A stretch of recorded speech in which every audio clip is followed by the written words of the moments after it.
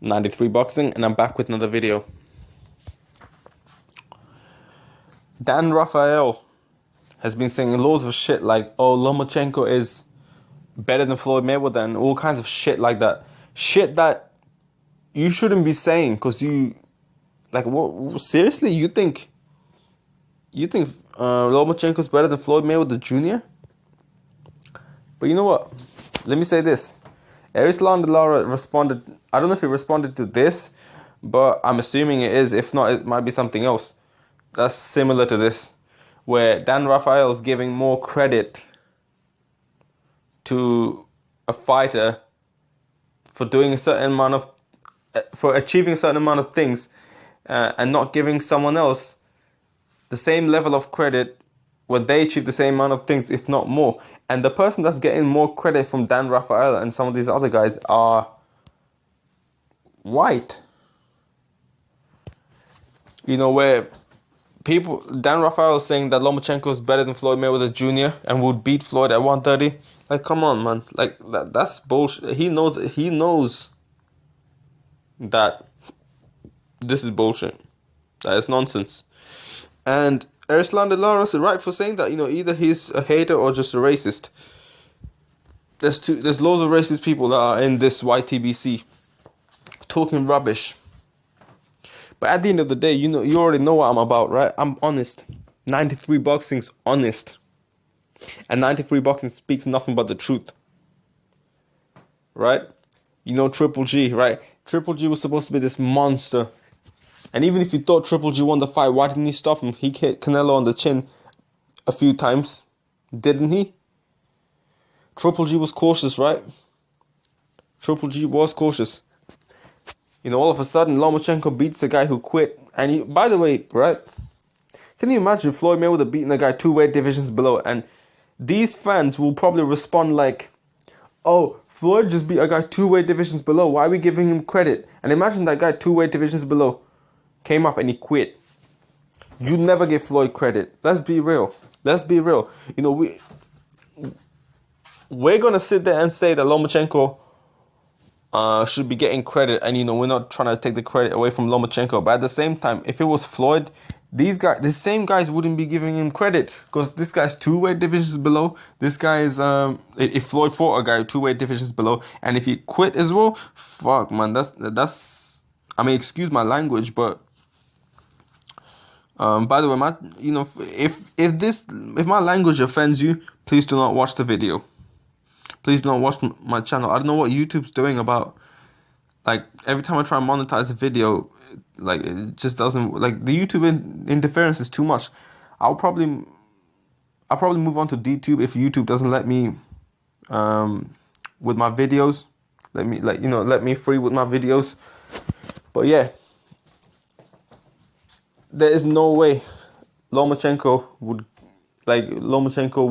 beat Floyd, and Floyd would not even get half the credit of Lomachenko if he achieved twice as much as Lomachenko. That's the honest truth. Floyd would annihilate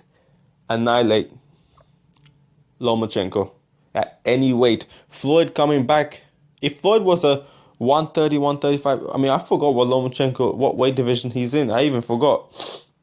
If Lomachenko and Floyd was even on the same weight division, and Floyd came out of retirement to face Lomachenko, he beat Lomachenko. Let's be real, man. Rigondeaux is not Floyd. None of these guys that Lomachenko fought is anywhere on Floyd's level. And if Floyd fought a guy 2 weight divisions below that quit, you know for a fact that you're not giving him credit. You just imagine if Floyd fought someone like I don't know. So 2 weight divisions below would be like a 135 fighter. So someone from 135, right? And then just quit. Because size difference was big in that fight. And all those fans for Lomachenko were saying no excuses right before the fight, right? No weight excuses. Or you're already making excuses for Rigondeaux, saying that he is very small. But you guys would do the same with Floyd Mayweather if he was fighting. It's crazy. Floyd Mayweather be fighting guys bigger than him, and you don't give him credit.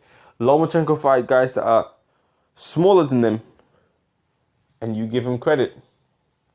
Crazy, man. Let me know what you think. Don't forget to comment down below. Oh, by the way, I did say two-weight divisions. I forgot actually if Ringdal went up two-weight divisions or one. I mean, whatever. I don't even care, to be honest. Let me know what you think. Don't forget to comment down below. Subscribe to my channel. Oh, by the way, I haven't ended it there. I want to ask you guys these, right? People that think Lomachenko is number one pound for pound and that he will beat Floyd. Answer me this, right? Lomachenko hasn't even had that many fights and hasn't really beaten that many great competition, okay? He even has one loss. Granted, that's a good fighter, and, you know, you fought a good fighter in very early in your career. But let's look at someone like, i.e. Danny Garcia. Now, Danny Garcia, right? He fought Eric Morales when Eric Morales was a world... I don't know if it was for a vacant belt or was Morales the world champion, but it was for a world title, right? He beat him. He dropped him. Maidana couldn't drop him, but he did. Then he went on to fight Amir Khan, who at the time was pretty much the man at 140. Okay? Danny Garcia beat him. All odds against him. I think only 16% predicted that Danny Garcia would win. It was on the bets. I don't know how the betting system worked, but like, you know, those 3, 4, whatever. I don't understand that, but I remember someone saying like 16% only picked Danny Garcia to win. Or is it to win by a knockout? I can't really remember. But anyway, Danny Garcia was an underdog, okay? He went on to face Morales again. Stopped him with one shot. Fought Zab Judah when Judah came to fight. Unlike Rigondeaux. And beat Judah, dropped him. See, look at all this. Okay, he dropped Morales in the first fight. Then he fought Khan, dropped him as well. Then he fought Morales again, dropped him as well. Then he fought Judah again, dropped him as well. And he didn't fight Judah again. He just fought Judah. Then he fought... Who did he fight? Lucas Matisse. Dropped him. Like, he's been dropping guys consistently. And these are top fighters, okay? He beat fighters that people picked him not to beat. Okay? Then he fought Herrera. Now, Herrera is being a bit of a cherry pick. But at the same time, he beat Provodnikov, okay? And if some white guy was fighting Herrera and beat him, you would give him credit. I feel these guys would give him credit. But, you know, Danny Garcia fighting Herrera, people saw it as a cherry pick. Herrera's a good fighter. Better fighter than most of Triple G's opponents for a start. How does that sound?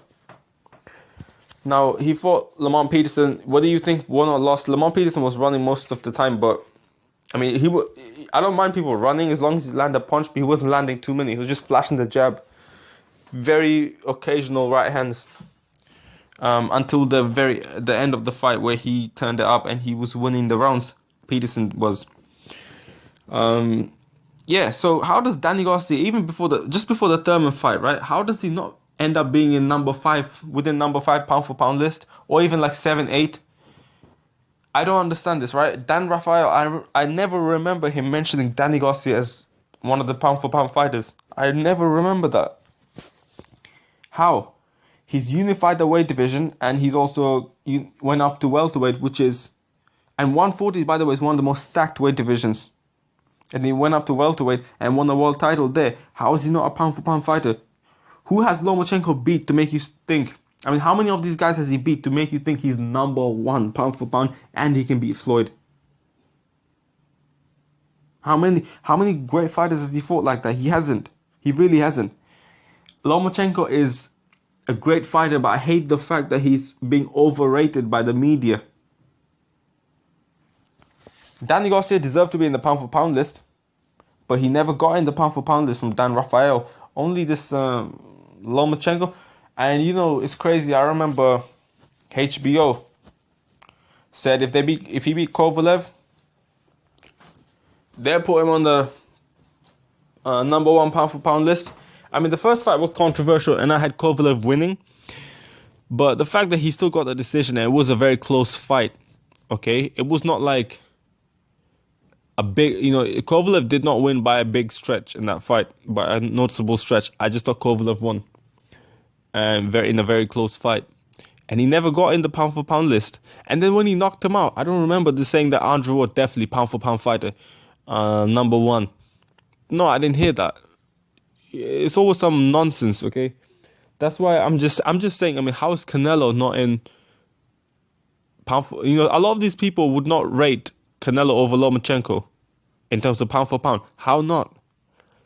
How come not? I mean, Canelo's been fighting top fighters for a long time. And, you know, I don't care what people... Yeah, he fought Khan, who moved up a couple weight divisions, but he knocked Khan out. Okay? Lomachenko won't be doing that. And Rigondeaux quit. Amir Khan wasn't there to quit. And you can forget Amir Khan. Erislandy, Lara, Triple G. And I feel like he beat Triple G. It was a close fight though. Not 118, 110. But not a 117, 111 for Triple G either. Like HBO trying to make it seem like it was. Man, Canelo beat loads of good fighters. Cotto, old or not, he beat Cotto. You know, and you know, Miguel Cotto, knowing that he's going up against Canelo, he probably trained a bit. You already know what I'm saying, right? You know, he fought Shane Mosley. Mosley was old, but Canelo was really young. You know, you had Austin Trout. There were a few names, man. He fought some, good fighters. Again, you know, Liam Smith is a guy we like to overlook. But if Canelo was like white, well, technically Canelo, when you look at him, he looks like a white man, and ethnically he probably is. But obviously, we see him as a Mexican, right? And most people do. But if Canelo was from somewhere like Ukraine or some other white country, then you would say that, oh, he beat Liam Smith. That's a world champion. He should get credit for what he deserves. But, you know, I guess it's Canelo, so he's not getting that type of credit. That's a shame. But yeah, this is what I think of it. Let me know what you think of it. 93 Boxing. I'm out.